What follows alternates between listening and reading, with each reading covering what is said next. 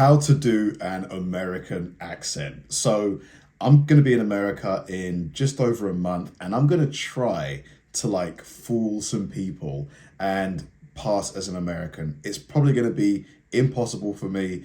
Like, I'm probably going to fail, but I'm going to try it anyway, especially because Texas, the accent is kind of Southern, I think, depending on who you speak to. So yeah, I'm going to try and learn, you know, the key American pronunciations in this video. Let's see how I do. Hello everyone. In this video, I'm going to teach you how to speak English with a US American accent following 3 easy steps. Now, the first thing that I need to mention is that there is no such thing as one American accent. There are multiple American accents depending on which state we're talking about.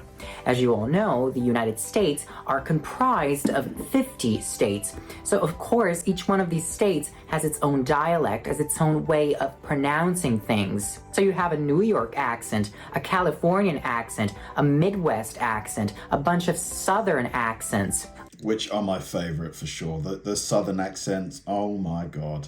Can listen to that all day. But in this video, we're going to concentrate on a general standard American accent, which comprises all of those characteristics that make US Americans sound so American, if you know what I mean.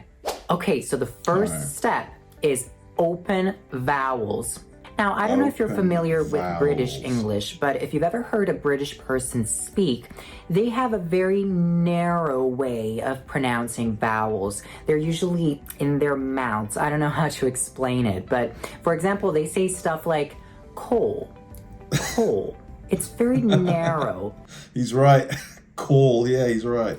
Thought, thought. US Americans, on the other hand, say call. Thought. Call. It's more open. Call. Ah. This is the sound I'm making for both of those words. Call. Thought. Call. It's a very open sound. Ah. If you want to be able to speak American English like a pro, you need to master this sound. Try saying an aw. Aw. Or thought. Call. Call. Call. Call. Call. But then think of an ah, and then blend them together. Ah, ah. This sound is everywhere. Like awesome. Awesome. Some. Awesome. Awesome. Law. Law. Law. Law. Now try repeating after me. Thank you for calling me. Thank you for calling me. Thank you for calling me. Thank you for calling me. Thanks for calling me. Thank you for calling me. Thanks for calling. Great. I hadn't thought of that. What would you give that out of 10, guys? Be honest. Thanks for calling. Thanks for calling. Thanks for calling. Thought. Thought.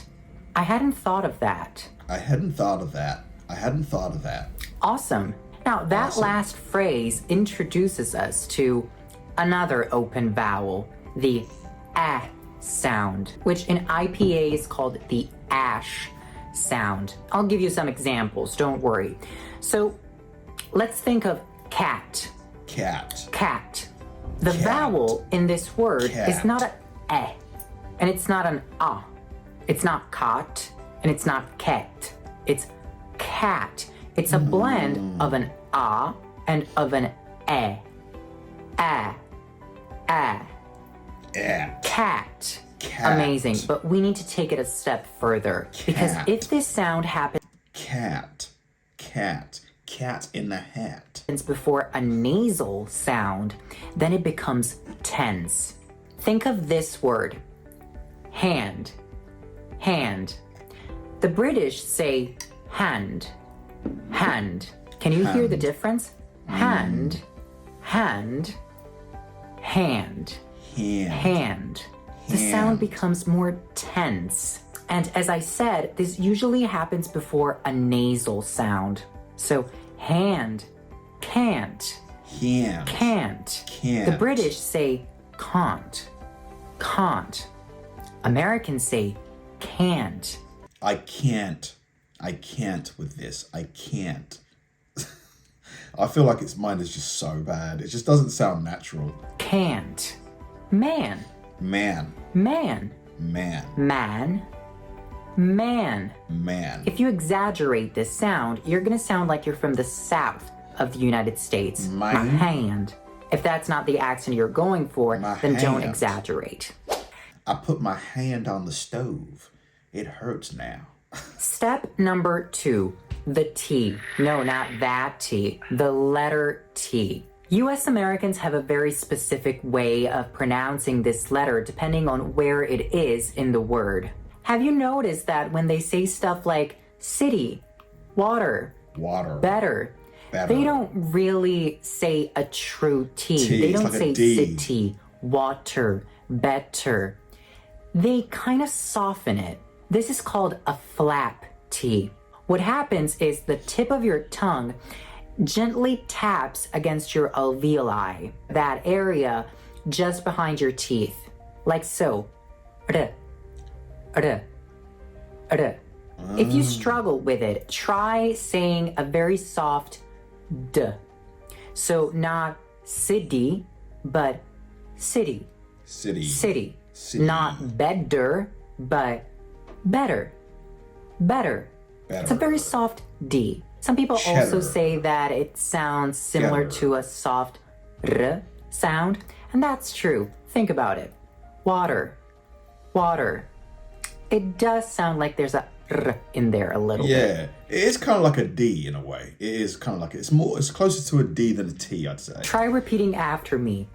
This city's water is better. This city's water is better. This city's water is better than ever. Good job. Now, there are some words where that T isn't pronounced like that, but we have a glottal stop, like in button, Manhattan, Latin. Notice how I'm not saying button, nor am I saying button. I'm saying button. So what happens is, forget about those T's. Replace the T's with a glottal stop. It's like we say water, like over here, like bottle of water. What is a glottal stop? Try saying uh-oh. It's your glottis opening and closing really fast. That's a glottal stop. So, button. Latin. Manhattan. Bottle of water. Manhattan. Tuesday, this phenomenon isn't obligatory. Like, you can still say button, Manhattan, and that's 100% correct U.S. American English. But trust me when I tell you that most Americans, when they're talking in their everyday conversations, they don't say it like that. They use the glottal stop. Another phenomenon that involves the T is its complete elimination. And this happens after an N. Internet. Interview. Internet. International. Santa Claus. Notice how I'm not saying internet, interview, Santa Claus. It's internet, interview, Santa Claus. Again, not obligatory, but very, very, very common. And no, if you say it like that, it does not mean that you're uneducated. It's just a very common linguistic phenomenon. Try repeating after me. They interviewed Santa Claus. They interviewed Santa Claus. They interviewed Santa Claus. They interviewed Santa Claus. Great. Another phenomenon relating to the T sound. Yeah, it's hard. I feel like I could probably get this with some practice, but it's pretty tricky. Sound is the stop T. So this could happen when the T is the last sound in the word. Like, great, cute. Notice how I didn't say great, cute. I said great, cute. The T wasn't in there. It's like I wanted to say it, but then I stopped. This is very common in spoken American English. And again, some people might But there's got to be some American accents that do pronounce the T in those. think that it's a lazy way of talking and you're not enunciating correctly, but that's not what's going on. It's got nothing to do with laziness. It's a linguistic phenomenon. Now try repeating after me. That kitten is so cute. Careful, we have two phenomena here. The glottal stop in kitten, kitten, and the stop T in that and cute. That kitten is so cute. That kitten is so cute. That kitten is so cute. Amazing. Third and final step is the R sound. Now, US English is a rhotic accent. What does rhotic mean? Rhotic means that it always pronounces its R's. Now, you might think, Antonio, isn't this obvious? Like, why wouldn't they pronounce their R's? I don't know if you've ever heard British English, but they don't do that. Standard British English is a non-rhotic variety of English. So if R is in a post-vocalic position or at the end of a word, it's not pronounced. So they say car, bird, world. Mate, he does a really good English accent.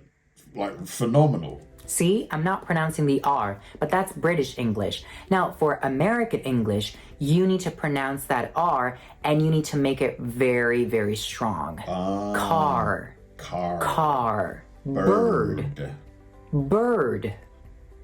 World. The American R is a very dark R. It's produced in the back of your mouth. If you struggle with it, try almost sounds like I'm growling. Bird. Imitating a barking dog. Yeah. Okay, that was a terrible dog, but you get the point. You need to arch your tongue and push it to the back of your mouth as much as you can. Of course, remember that we're talking about standard American English. I say this because there are some varieties of American English, like the New York accent, that is non-rhotic. But in a general, standard American English, you need to pronounce your R's. Try repeating after me. My car is faster than yours. My car is faster than yours. My car is faster than yours. My car is faster than yours. Good job. Now, an easy way to remember everything that we've just talked about is this word. Water. It's got all three steps. Wa, open vowel. Water. R, the flap T. Water. And the dark R. Coca-Cola. Water. Sprite. Fanta. Rice Krispies. Water. Okay, you guys, so these were my 3 easy steps. So guys, be honest, how does it sound? My name's Kabir, and I am a YouTuber that makes like reaction videos on YouTube. How did that sound? Give me an honest score out of 10. Thanks for watching, guys, and I'll see you in the next one.